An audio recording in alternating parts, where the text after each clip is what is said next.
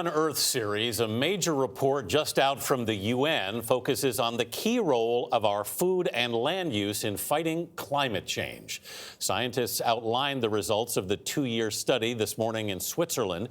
The intergovernmental panel on climate change says agriculture, forestry, and other land uses produce nearly half of the world's methane emissions. That's a greenhouse gas that also comes from cows.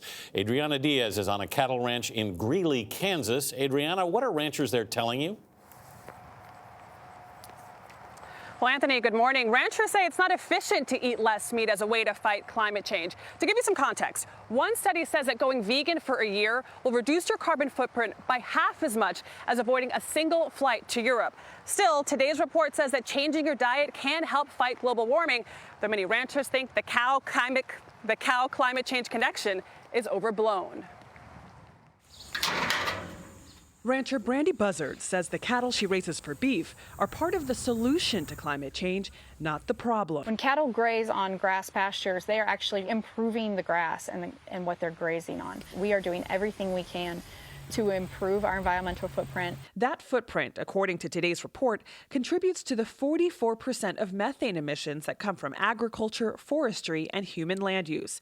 According to the authors, there has been a major growth in emissions from managed pastures due to increased manure deposition. That's right, cow manure emits methane, which can also come from cow burps and, yes, cow flatulence.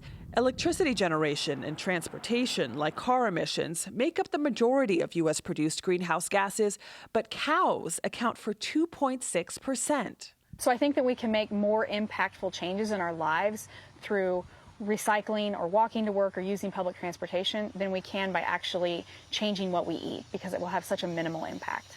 But changing what we eat is what the report suggests. It argues in part that eating more plant-based foods and sustainably produced meats can change land use and mitigate climate change. The purpose of this report is to say that just doing transportation and electricity isn't enough.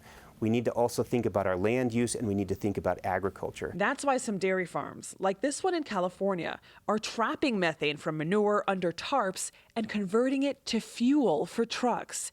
At UC Davis, scientists are using the equivalent of a cow breathalyzer to measure how different feed affects manure outputs.